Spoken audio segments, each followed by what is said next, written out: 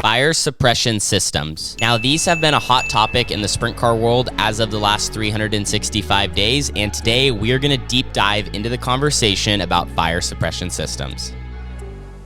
So to get this all started, I feel like it's important to talk about what a fire suppression is and why it could be valuable to have on your race car. So the best way for me to give you a visual on what a suppression system looks like, I actually have a brand new one from Lifeline Fire and Safety. So we're gonna open that up in just one moment, but to generalize, what is a fire suppression system? What is a fire extinguisher on a race car? So basically, it is a system that you have on your race car, and in the event something unfortunate happens, it is going to prevent, control, or just fully put out, whatever is trying to ignite in that area. And there's different options out there, but some of the systems are manual, where there's like a string or a lever, and as the driver, you have to pull it for the extinguisher to go off. Or some of them are automatic, where at a certain temperature, it detects that things are heating up and it just goes off on its own. Or we have the system that I'm gonna be installing on my car today, and it has both of those options. So opening this up, the first thing we have on top would be the handle that connects to the extinguisher. And then next to it, we have the clamps that go on the frame. And underneath, we have the fire bottle. So there's really not much to it. You just have the bottle itself, you have the handle, which per the new rules that the World of Outlaws have came out with, because they are kind of leading the charge on making these mandatory, has to be within reach for the driver. So when I'm sitting in the cockpit, I have to be able to reach it wherever we mount it. And then of course you also have the two clamps that mount the bottle to the frame, which those are super important, because if this was not properly fastened to the race car and somehow fell off and hit another competitor, hit someone, it does weigh 7 pounds, so it wouldn't feel great and could do a little bit of damage. All right, well, we're gonna mount our bottle today. We've watched a bunch of videos on how to do it. People are mounting them here, and that seems like it might be a good place, but I don't know how in the heck you're gonna get to your seat belt to ratchet it up. They say to put it here on the side, so that's where we're gonna try it, and then we'll run our cable up on the top. But they do say that you need to run it so you have an inspection sticker is showing. So that's what we're gonna shoot for today. And it sounds like at pretty much all the Outlaw shows, they're obviously gonna be checking. I'm not sure what the local races procedure is gonna be for the places that are enforcing it. Get these snugged up a little bit, and then we can adjust it. Then just tighten it down. Now the system from Lifeline here, this is the lightest on the market that you can get. And I think it's probably good too that we are putting it on the left side of the car. It may only be 7 pounds, but left side weight is really important in dirt racing. The other thing I'm checking is making sure the bottle's not hanging out where it's gonna get hit by something. So not much room there, but it does have 1/4 of an inch. So anyway, back at the shop, I made a little bracket here. Not sure how it's gonna work yet. Prototype, this clamps around the steering bar there, so that way you guys can pull, you can put it whichever way you want, have it to where you can pull it. It can be upside down. However, it is mandatory that the Outlaws, you have to have an automatic fire extinguisher plus a pull one. So we're experimenting on how to mount it. On how to mount it the best way. About right there. You're not gonna mix it up with your wing slider? No, shouldn't. I can tell you I'm not gonna mix it up with my wing slider, and if we do, we got bigger problems. Okay, stop. So what you do is you run your line down your frame on how you wanna secure it. So we're gonna run it right with the brake line here. Okay, so now that you got your handle mounted, your fire extinguisher mounted where you want it, everything sort of ran as close as you want, then you got to get this as close as you can to where this cable is going to go into the bottle. So you always want to give yourself a little extra room. So we're going to want to pull your cable from here all the way out past this so you can cut this. So that's what we're doing now. And the best way to do it is grab a tape measure.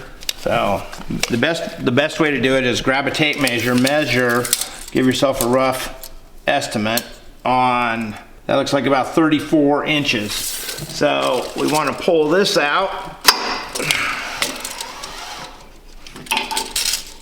roughly 34 inches to make sure we're well past the area. Then we'll give this a little, give it a little bit so it goes in snug. So we'll give this a little bit of an extra just in case we got to move some stuff around. And then that should fit. It's going to fit where that cable is going to go through to hold the pin. Okay. There it goes. Okay, now that we got that through. So that's that. Cable's in there. Everything works good. No kinks. And then you cut that off. We're gonna cut this now. Look at that. See how that is? So now you can't pull this. It's really hard. It's locked that cable in. So now it's all activated. So it's activated right now? Yep. That's awesome. All we gotta do is cut this off. Just like that. And your fire extinguisher is good to go. We'll tape it up here so that way when you gotta go service it, they've got a pin to put back in it when it comes back. So this fire extinguisher is good to go. We'll just double check everything, make sure it's tight. There it is. And hopefully we don't have any issues. Thank you. Did a dang good job. Handles mounted, bottles mounted, and the quarters ran in between.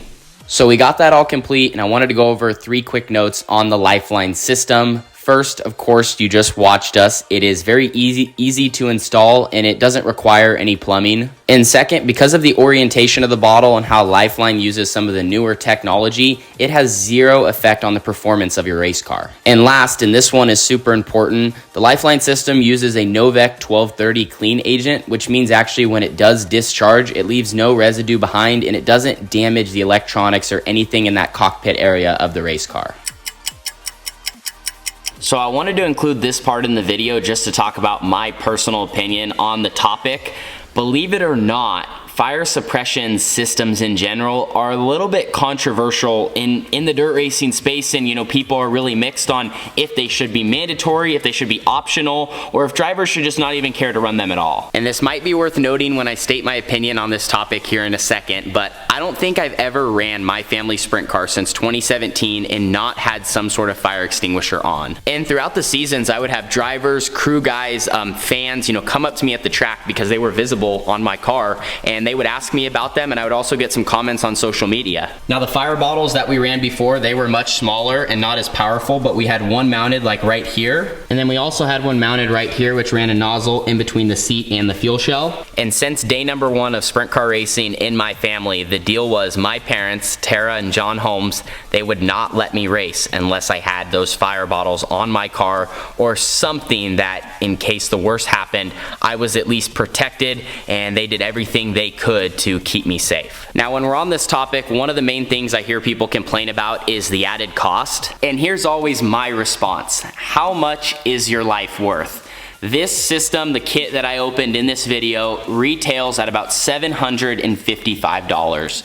Do you think your life is worth $755? I hope you said it's worth a lot more than that, and that's why I think you should always prioritize safety, not just with this, but with all the equipment you wear inside your race car. Every time you hit the track, you should be fully prepared for the worst. It's also why racetracks need to provide the safest facility they can, and they have to get their act together in that category. I think there's a lot of dirt tracks across the United States that just aren't fully prepared for the worst. Like I said, all of us should always be prepared for the worst with our race cars, with our safety equipment, with stuff like this, and racetracks and facilities have to do the same. And being 100% honest with you guys, what kind of sealed the deal on how I feel about all this is because of what happened to my younger sister Carly. When she got in that accident, flipped, broke her back, landed on her side down in that creek, and had methanol pouring out everywhere. There was a lot of heat also in the cockpit. If the worst case scenario would have occurred, which is where Carly would have caught fire in the spot she was, you know, she couldn't get out, she was stuck on her side, then the 2 fire bottles that were on her car pretty much, I believe, would have saved her life. And at minimum would have at least improved her chances of surviving and bought her some time for the safety crew and all the personnel to get to her and try to aid her in the situation she was in. And so those are kind of just the facts of that situation. Like I said, we were prepared, and luckily the good Lord was watching over my younger sister Carly. But that's gonna end today's video. Thank you guys so much for watching. If you guys would like to check out Lifeline Fire and Safety and check out all the different systems that they offer, I will link to them at the top of the description. And I also want to give a shout out to the 63,000 people that are subscribed to this channel. Thank you for being a part of my community, and thank you for riding along with me. Now, if you're new and have not subscribed yet, we are trying to get to 100,000 by the end of 2023, so help us get there. Anyway, we'll see you guys all in the next one. Deuces.